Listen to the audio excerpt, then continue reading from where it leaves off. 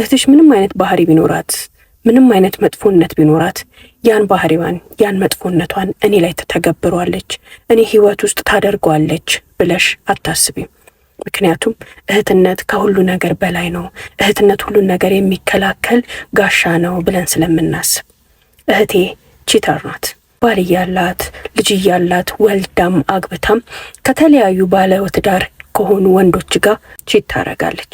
የሚገርመኝ ደግሞ ያላገቡትን ወጣቶቹ ጋር አይደለም የምትሄደው፣ ወይ ፍቅረኛ ካላቸው ጋር ወይ ደግሞ ካገቡ ትዳር ህይወት ካላቸው ወንዶች ጋር ነው ወደዚህ ወደዛ የምትለው።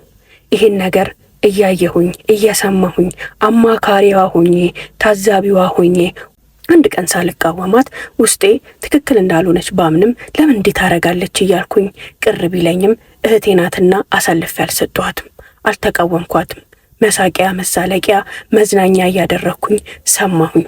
አንድም ቀን ተከላክዬ አላቅም። ይሄ እኮ ትክክል አይደለም፣ ለዛውም ትዳር ካለው ሰው ጋር ለዛውም ከባለ ትዳር ሰው ጋር ለምን እንዲህ ታደርጊያለሽ፣ ይሄ ጥሩ አይደለም ብዬ ተከራክሬያትም ወቅሻትም ተናግሬያትም አላቅም።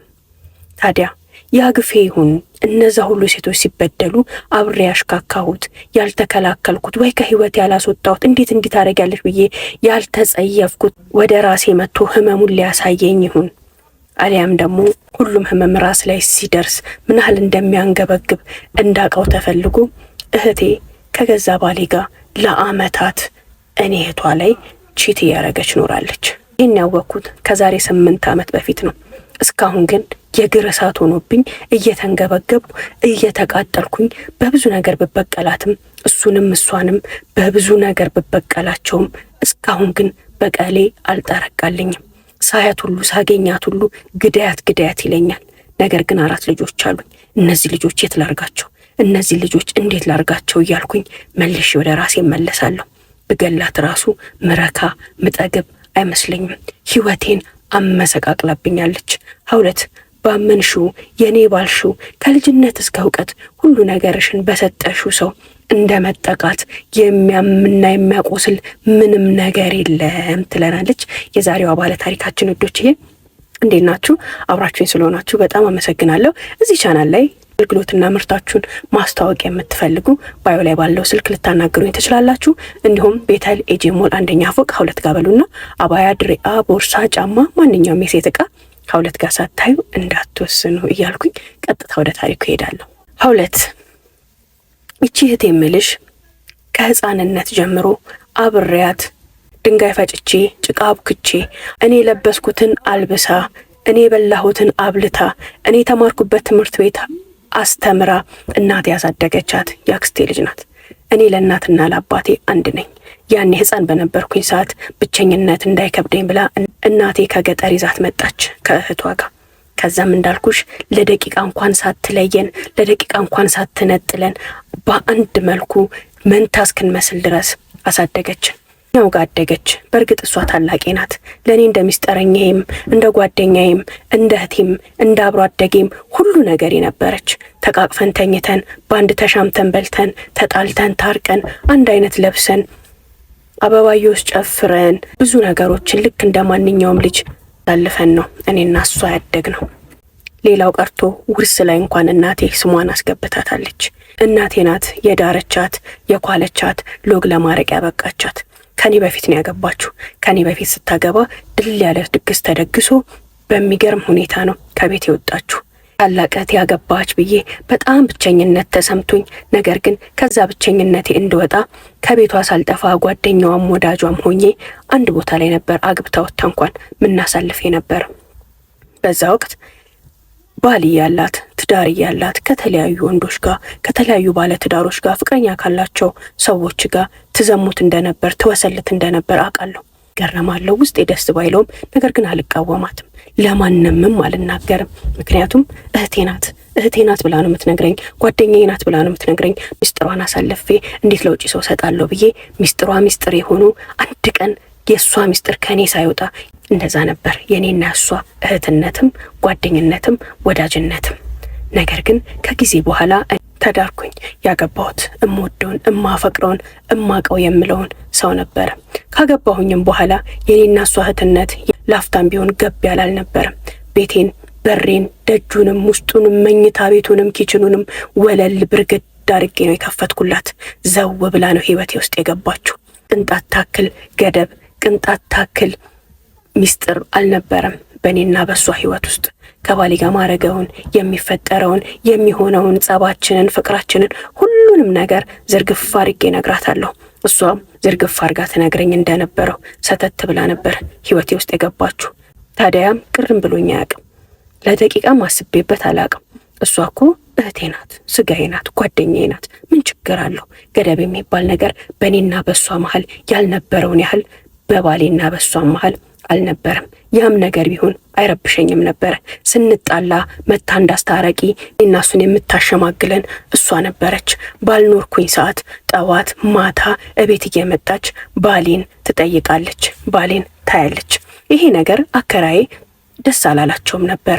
ለተለያየ ጉዳይ አሞኝም ቤተሰብ ጥየቃም ክፍለ ሀገር በሚሄድ ሰዓት ወይ ደግሞ ቤት ውስጥ በማልኖር ሰዓት ሁሌም ጠዋት ቡናዋን ይዛ ምግቧን ቋጥራ እቤት ትመጣለች።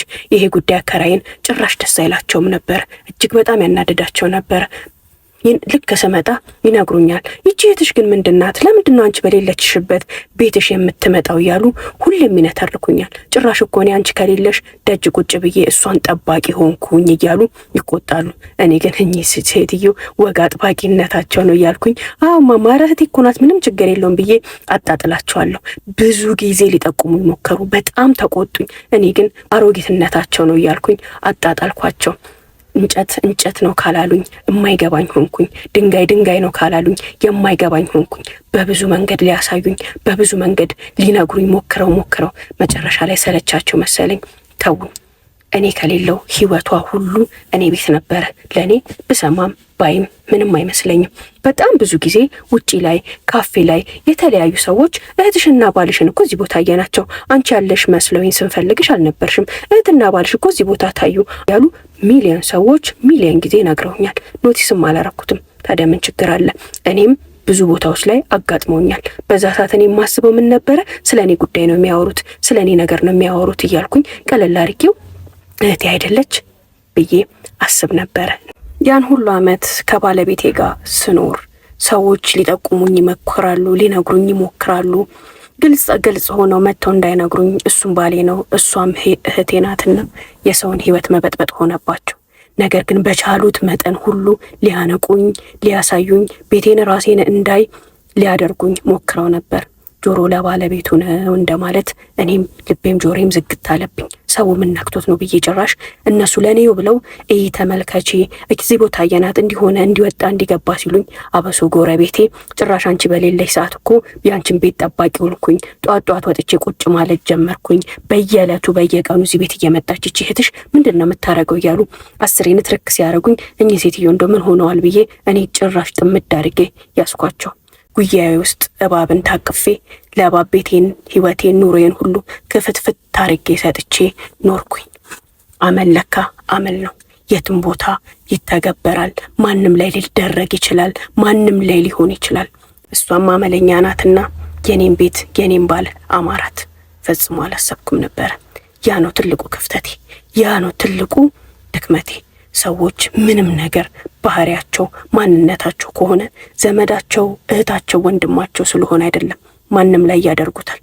ቤቴን ክፍትፍት አድርጌ መስጠቴ፣ ህይወቴን ክፍትፍት አድርጌ አጋልጬ እሷ እጅ ላይና እሷ ልቦና ላይ መጣኔ፣ እሷም እንደፈለገች ዘልቀቅ ዘና ብላ እንድትገባ፣ እንደፈለገች እንድትሆን፣ እንደፈለገች እንድትሰባብረኝ አደረጋት።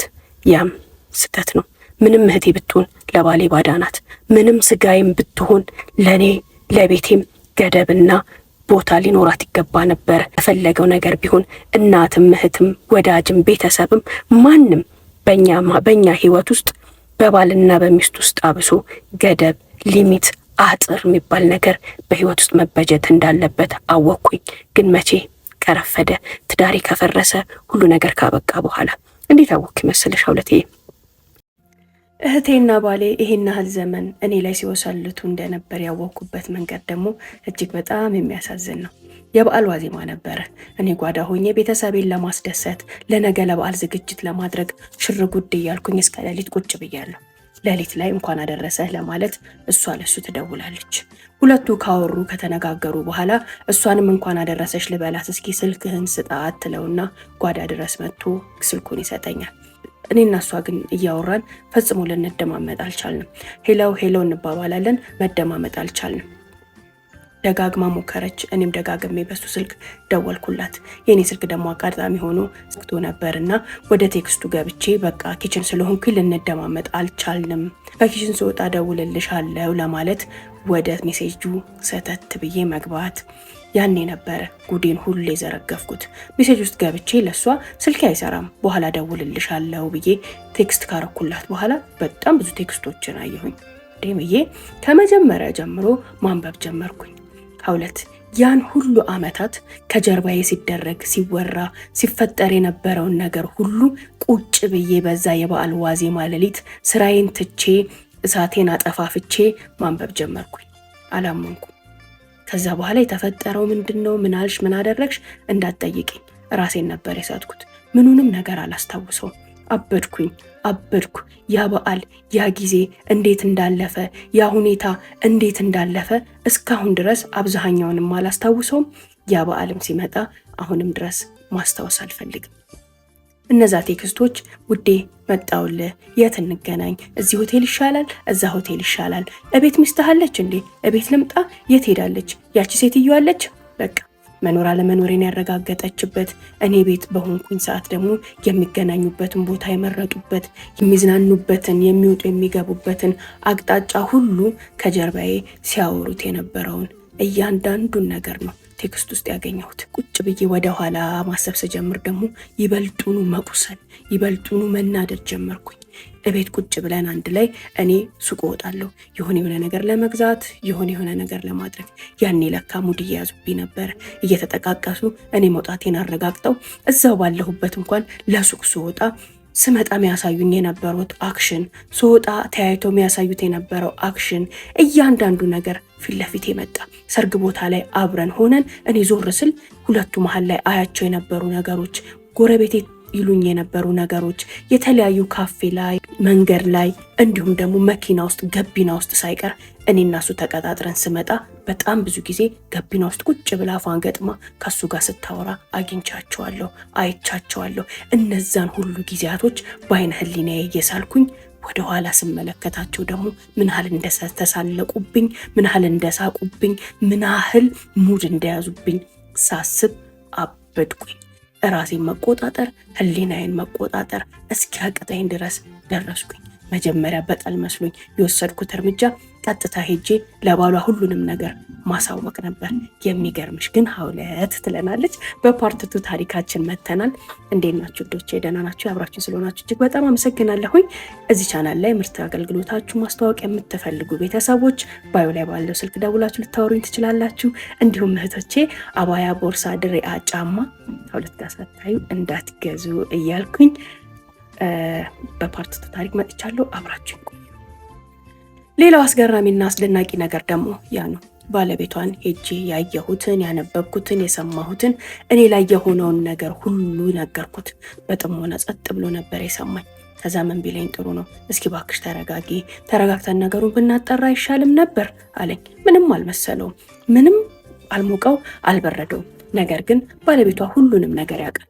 ሁሉንም ነገር እያወቀ ነው ከእሷ ጋር የዚህን ያህል ዓመት እየኖረ ያለው። እሷን ካገባ በኋላ ያፈራቸው ልጆችም ሀብቱም ያሳሰዋል። ይሄ ትዳር ከተበተነ ሀብቴም ልጆችም ይበተናሉ። ስለዚህ ችዬ አንድ ቀን የተሻለ ነገር ይመጣል፣ ችዬ ልኑር ባይ ነው። ለእኔም ባክሽ ችለሽ ትዳርሽን ያዢ፣ አንዳንድ ነገሮችን ለማስተካከል ሞክሪ፣ ሁሉን ነገር ቀን ይፈታዋል፣ ተረጋጊ፣ እንደዚህ አቱኝ ብሎ እብድ ከነፋ ብሎ የሆነ እርምጃ ውስጥ ይሄዳል ብዬ እሱን ሄጄ ብናገረው እኔን አረጋጊ፣ እኔን አስተሳዛኝ ሆነ። ሲያቅ ነው የኖረው። አሁንም ሁሉንም ነገር እያወቀ እንዳላወቀ ሆኖ የሚኖርበት ትዳር መሆኑን ከዚህም በፊት አቅ ነበር።